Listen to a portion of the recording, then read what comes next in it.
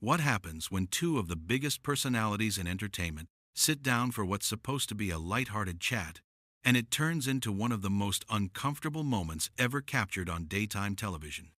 Gordon Ramsay, the chef known for his brutally honest critiques, walked onto the Clarkson show expecting the usual friendly banter.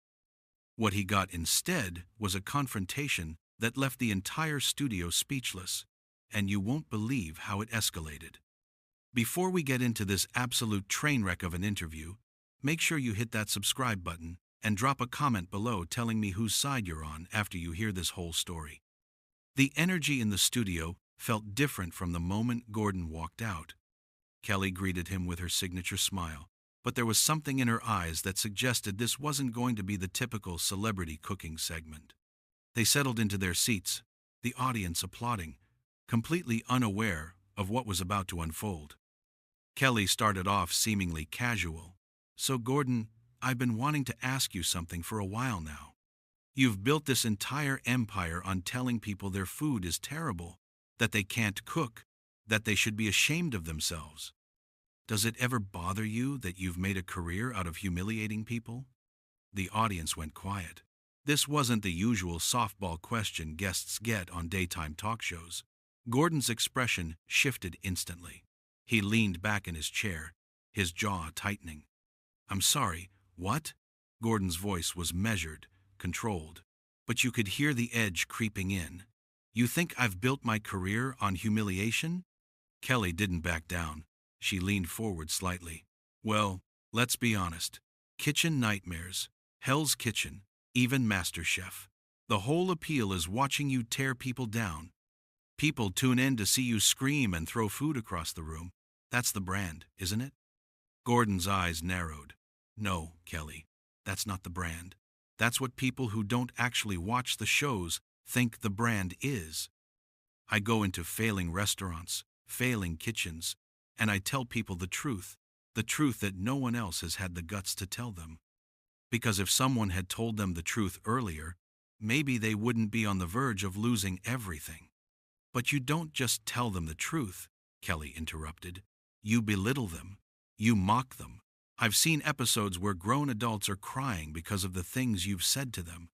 The audience was completely silent now. You could feel the tension radiating from the stage. Gordon sat forward, his voice rising slightly. "Yes, they cry. Do you know why they cry? Because they've been living in denial, Kelly. They've been serving rubbish food to customers, putting people's health at risk, and driving their businesses into the ground, and everyone around them has been too polite to say anything.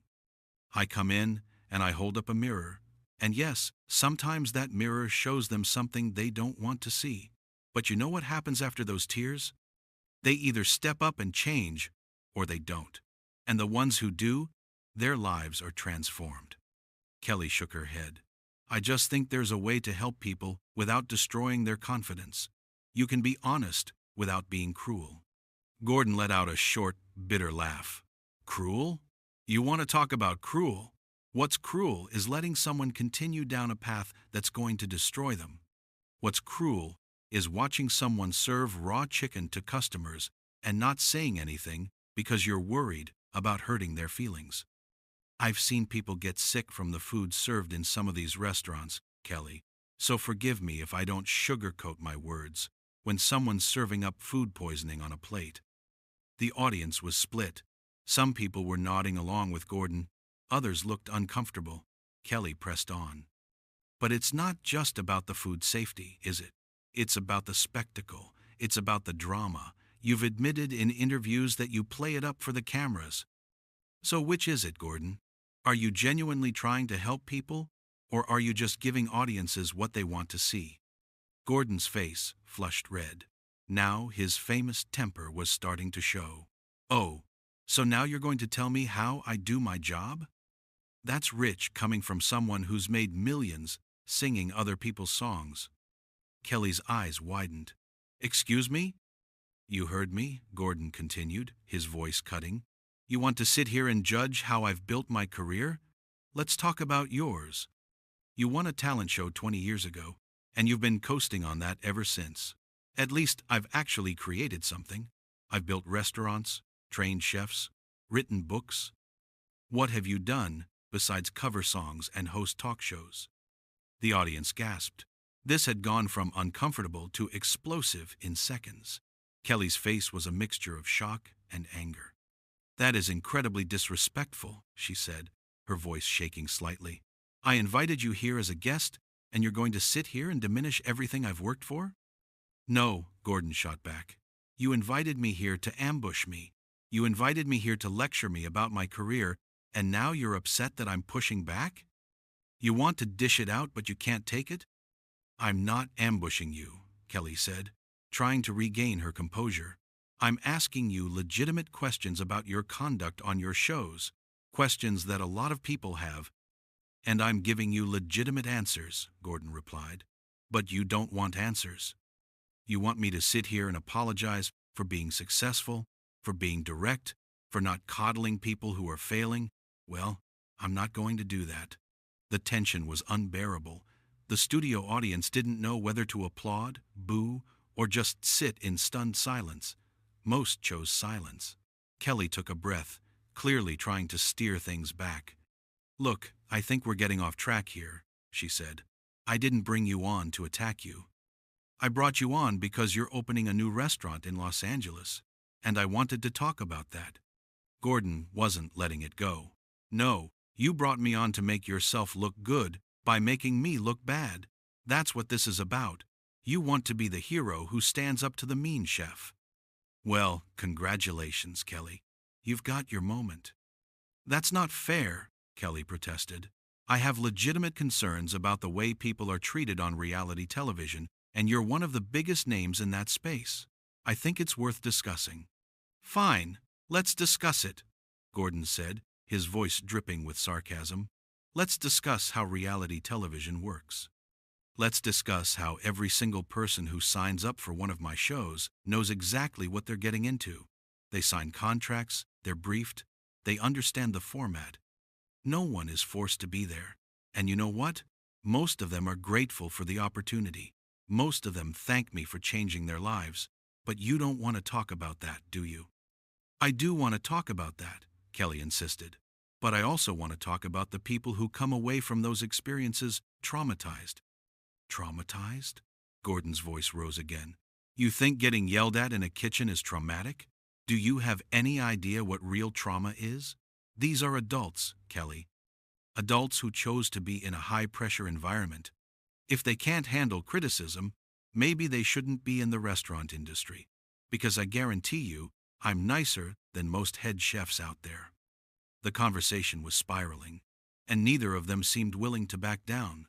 Kelly's producer was probably having a heart attack in the control room, but she wasn't done. Actually, Gordon, let's talk about that. Let's talk about the restaurant industry. Because I've heard stories from people who've worked in your kitchens, people who've said the environment is toxic, that the pressure you create isn't about excellence, it's about ego. Gordon's laugh was sharp, humorless. Toxic? You want to talk about toxic work environments? The restaurant industry is one of the most demanding fields in the world. We're not sitting in air-conditioned offices having team building exercises, Kelly. We're working with fire, with knives, with ingredients that have a shelf life of hours. One mistake can ruin an entire service. One health code violation can shut down a business. So yes, I demand excellence. Yes, I have high standards. And if that makes me toxic in your eyes, then I'm guilty as charged. But there's a difference between high standards and abuse, Kelly countered. There are chefs who maintain excellence without screaming at their staff, without throwing plates, without making people feel worthless. Name one, Gordon challenged. Name one chef at my level who's built what I've built without being demanding. Go ahead. I'll wait. Kelly paused, clearly not expecting to be put on the spot. That's not the point. The point is that your behavior has been normalized because of your success. And now, there's a generation of chefs who think that's how you're supposed to treat people in a kitchen. Good, Gordon said flatly, because maybe that generation will understand that mediocrity isn't acceptable. Maybe they'll understand that When you're responsible for people's dining experience, for their health, for their special occasions, you don't get to be lazy. You don't get to cut corners. So everyone who doesn't meet your standards is lazy? Kelly's voice was incredulous. That's your take? Everyone who makes excuses is lazy, Gordon clarified. Everyone who blames their tools, their ingredients, their staff, instead of looking in the mirror, yes, they're lazy. I've worked with thousands of chefs, Kelly. The ones who succeed are the ones who take responsibility and push through. The ones who fail are the ones who crumble at the first sign of pressure. Or maybe, Kelly said slowly, the ones who fail are the ones who've been broken down so much that they've lost their confidence entirely. Did you ever think of that? The audience murmured in agreement. Gordon noticed. His eyes scanned the crowd before returning to Kelly. If their confidence is so fragile that honest feedback destroys it, then they were never going to make it anyway, he said coldly. The restaurant business isn't for everyone. That's not cruel. That's just reality. And you know what the real problem is? People like you, Kelly, who've never worked a day in a professional kitchen, who've never felt the pressure of a fully booked Saturday night service, sitting here and telling me how I should do my job. And there it is, Kelly said, a slight smile on her face that didn't reach her eyes. Anyone who criticizes you just doesn't understand. That's always the defense, isn't it? We're all just too soft, too inexperienced to get it. No, Gordon replied, his tone icy. You're too removed from reality to get it. You live in a world where everything is polished, where everyone tells you you're amazing, where your biggest challenge is deciding which song to perform. I live in a world where businesses live or die based on the decisions I make, where people's livelihoods depend on getting it right. So forgive me if I don't take career advice from someone whose job is to smile and wave at a camera. The audience was audibly gasping now. Some people were standing up, unsure if they should leave or stay. Kelly's smile vanished completely.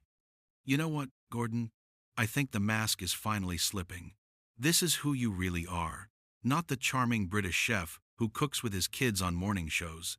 This is the real you. Someone who thinks being successful gives you permission to treat people however you want. Gordon stood up.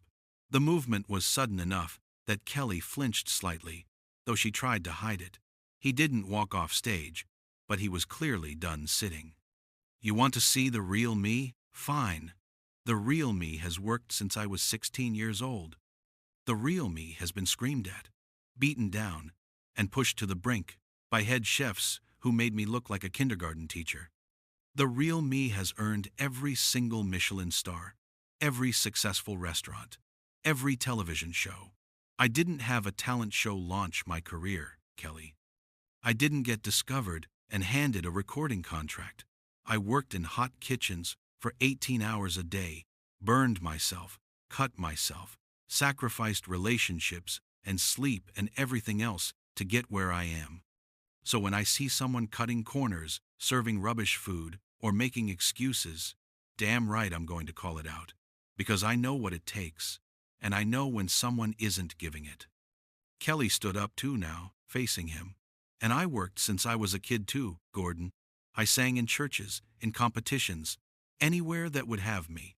I grew up with nothing. I didn't come from money or privilege, so don't you dare stand there and act like you're the only one who's had to fight for what they have. The difference between us is that I got where I am without crushing other people on the way up. Oh, please, Gordon scoffed. You're on daytime television, Kelly. Your job is to be nice, to be relatable, to sell products during commercial breaks. My job is to maintain standards at the highest level of cuisine in the world. We're not the same. You're right, Kelly shot back. We're not the same, because I actually care about the people I work with. I don't view them as expendable stepping stones to my next success. Neither do I, Gordon said, his voice dropping dangerously low. Every chef who's worked for me and actually applied themselves has gone on to have incredible careers. I've launched more successful chefs than any culinary school in the world, but you wouldn't know that because you didn't do your research. You just wanted to have your little moment where you take down Gordon Ramsay. I did my research, Kelly countered. I talked to people. I read articles. I watched your shows. And what I saw was someone who's forgotten what it's like to be vulnerable, to be learning, to not be the best in the room. Forgotten? Gordon's laugh was bitter. I'm vulnerable every single time I open a new restaurant, every time I put my name on a dish, every time I train a new chef. The difference is, I don't use vulnerability as an excuse for poor performance. Nobody's talking about excuses, Kelly said, her voice rising. We're talking about basic human decency. We're talking about treating people with respect even when they make mistakes. I do treat people with respect, Gordon insisted. I respect them enough to tell them the truth. I respect them enough to push them to be better. What you call cruelty, I call caring. What you call abuse, I call investment. Because I don't waste my time on people I don't think can improve. So all that screaming, all that humiliation, that's an investment? Kelly's voice was incredulous. That's you caring? Yes, Gordon said firmly. Because the easy thing would be to just smile, say everything's fine, and walk away. The easy thing would be to let people keep failing. But I don't do easy, Kelly. I do what works. And what works is holding people accountable. The audience was completely divided now. Half were nodding along with Gordon. Half looked horrified. Kelly ran a hand through her hair, clearly frustrated. I think we just have fundamentally different views on leadership, she said finally. I believe you can inspire people without tearing them down. You clearly don't. And I think you're living in a fantasy world, Gordon replied, where everyone gets a participation trophy and harsh words are the worst thing that can happen to someone. That's not the real world, Kelly. Certainly not my world. Maybe that's the problem, Kelly said quietly. Maybe your world is the problem. Gordon's eyes flashed. My world is the problem? My world has fed millions of people. My world has created jobs, launched careers, and set the standard for culinary excellence globally. What problem has my world created exactly? The problem where young chefs think they have to endure abuse to be successful, Kelly said. The problem where mental health in the restaurant industry is at crisis levels. The problem where people are so afraid of making mistakes that they either burn out or leave the industry entirely. That's the world you've helped create, Gordon. That is not on me, Gordon said, his voice rising again. The restaurant industry has always been intense. It was intense long before I came along. I didn't create the pressure, Kelly. I just refuse to pretend it doesn't exist. The chefs who can handle that pressure, who can take criticism and use it to get better, those are the ones who become exceptional. So it's natural selection in your mind, Kelly said. Only the strong survive, and everyone else deserves to fail. In any competitive field, some people rise to the top and others don't. That's life, Gordon said. Or do you think everyone who auditions for a singing competition deserves a record deal? Do you think everyone who wants to be a singer should be told they're amazing even if they can't hold a note? That's different, Kelly protested. How? Gordon challenged. You're judged on talent, on performance, on whether you can deliver under pressure. So am I. So are my chefs. The only difference is you think cooking is less important than singing. I never said that, Kelly replied sharply. You didn't have to, Gordon said. You think my standards are too high, that I should lower the bar to make people feel comfortable. Well, I won't. I will never lower my standards. Not for you, not for anyone. This isn't about lowering standards, Kelly said. This is about how you communicate those standards. You can demand excellence without destroying people in the process. I'm not destroying anyone, Gordon insisted. I'm forging them. Steel doesn't become strong by being handled gently, Kelly. It's heated, hammered, and shaped. That's what I do with chefs. People aren't steel, Kelly said flatly. They're human beings, with emotions, with limits, with breaking points. And when you push someone past their breaking point, you're not making them stronger. You're just breaking them. Then they shouldn't be in my kitchen, Gordon said without hesitation.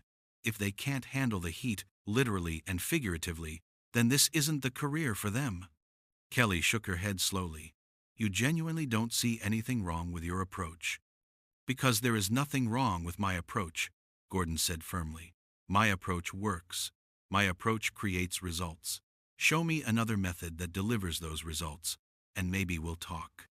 How about treating people like human beings? Kelly offered. How about creating an environment where people feel safe to learn without fear of being humiliated? Gordon laughed, a harsh sound. Safe to fail? One person fails to cook chicken properly, someone gets salmonella. One person fails to check for allergens, someone goes into anaphylactic shock. There is no room for comfortable failure in my world, Kelly. The stakes are too high. Nobody's saying people should be careless, Kelly said. We're talking about how you treat people when they make mistakes. I treat them exactly as the situation demands, Gordon replied. If it's negligence, if it's carelessness, if it's someone not giving a damn, then yes, they hear about it, loudly. Or maybe you've been doing this for so long that you can't imagine another way, Kelly said quietly. Maybe you've built your entire identity around being the tough guy, the chef everyone fears. And now you're in too deep to change, even if you wanted to. That struck something. Gordon's face changed, just for a moment, before the mask came back. I don't need to change, he said, his voice quieter now. What I do works. For you, Kelly said. It works for you, Gordon. But what about everyone else? What about the people who work for you? Does it work for them? Ask them, Gordon said.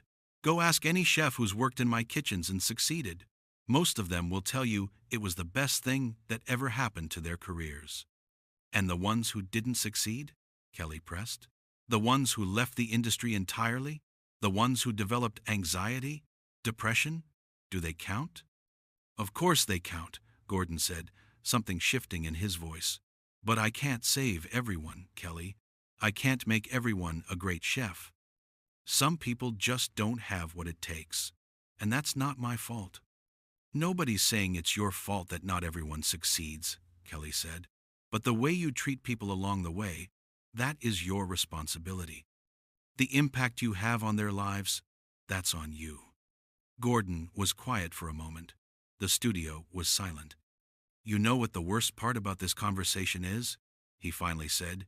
You think you have any right to judge me when you've never done what I do. You've never been responsible for a 3-Michelin-star restaurant. You sit here in your comfortable talk show and you judge people like me who are actually in the arena, who are actually fighting to maintain standards.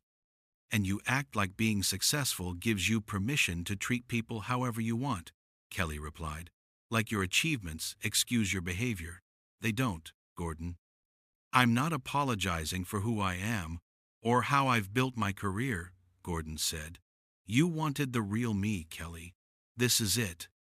Gordon grabbed his microphone pack, unclipping it. I think we're done here. Running away? Kelly asked. I'm leaving because this stopped being an interview, Gordon said, his voice cold. This became a trial, and I'm not interested in being prosecuted by someone who doesn't understand the first thing about my industry. I understand that respect matters, Kelly said. I understand that how you treat people matters, and I understand that no amount of success justifies cruelty. Gordon paused at the edge of the stage. Then you understand nothing, he said. He walked off. The audience didn't know whether to applaud or boo. Most just sat there, stunned. Kelly stood alone on stage, visibly shaken but trying to maintain composure. Well, she said, her voice unsteady, that was certainly something. I know that was intense, but this is exactly the kind of conversation we need to be having. About how we treat people, about what we normalize, about the cost of success. The audience applauded. This wasn't how these things were supposed to go. This had been raw, uncomfortable, and brutally honest from both sides. So there you have it. Gordon Ramsey and Kelly Clarkson. Two successful people with completely opposite views on how to achieve that success. Who was right? That depends on what you value more. results or relationships, excellence or empathy? Make sure to subscribe if you want more breakdowns of the wildest moments in entertainment. And comment below with your answer to this question. Whose side are you on? Gordon's or Kelly's? And why?